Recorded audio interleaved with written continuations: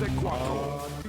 Ang oras ay hatid sa inyo ng ACS Manufacturing Corporation. ISO Certified World-Class Quality. ACS Santon Plus Herbal Capsule. Ako po si Angelica. May bukol po ako sa tuhod, kaya hirap po talaga ako maglakad. Nag-take ako ng Santon Plus araw-araw at isang buwan lang. Palit ng bukol ko. Epektibo talaga ang Santon Plus Herbal Capsule. Santon Plus. Mabibili sa mga butika. Mahalagang paalala, ang Santhone Plus Herbal Capsule ay hindi gamot at hindi pwedeng gamiting panggamot sa anumang uri ng sakit. Mula sa #1 Smart Dishwashing Paste. Tanggaling-galing mo! Smart dishwashing paste ko. Pritong ulam na masebo, plato at kaldero. Tanggaling for everyday. Ganyan pag Smart ang dishwashing paste. May double tanggaling formula. Tanggal galing ang sebo at bakterya. Bahid para walang bahid, linis fantastic sa metal at plastic. #1 ko to! Tanggaling-galing mo! Smart dishwashing paste. Heavy duty linis bawat pahid. Smart Dishwashing Paste, manufactured by ACS Manufacturing Corporation. ISO certified world-class quality. ACS Ang iyong kagandahang loob at pagmamahal sa Diyos, ito ba'y taus-puso o pakitang tao lamang? Mag-ingat kayo at baka ang paggawa ninyo ng mabuti ay pakitang tao lang, sapagkat kung ganyan ang ginagawa ninyo, wala kayong matatanggap na gantimpala mula sa inyong amang nasa langit. Matthew 6:1.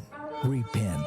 Turn to Jesus today. He is the only way to heaven. Brought to you by MX3. MX3 Capsule helps avoid pain discomfort. Iwas sa sakit.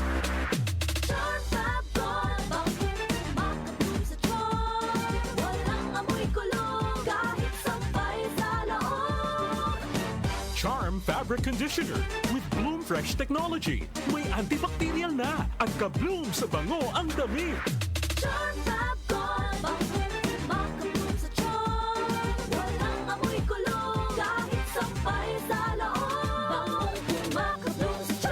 Charm Fabric Conditioner, manufactured by ACS Manufacturing Corporation. ISO certified world-class quality.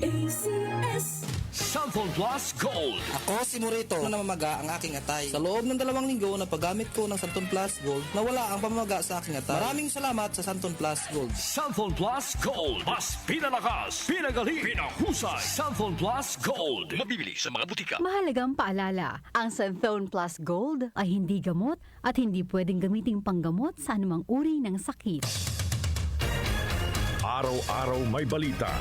47% ng mga Pinoy nakaramdam na sila'y mahirap noong ika-4 Talaga ng tiket sa mga eroplano, asahang bababa sa Pangulong Bongbong Marcos, inaprubahan na ang rice subsidies para sa mga sundalo at pondo para sa oras-oras may kaganapan. Narito na ang balita sa oras na ito. Hatid sa inyo ng 774 News Team. Umaabot na sa 22 ang kumpirmadong election. Umabot na sa 131 specialty centers ang naipatayo ng Administrasyong Marcos sa buong bansa.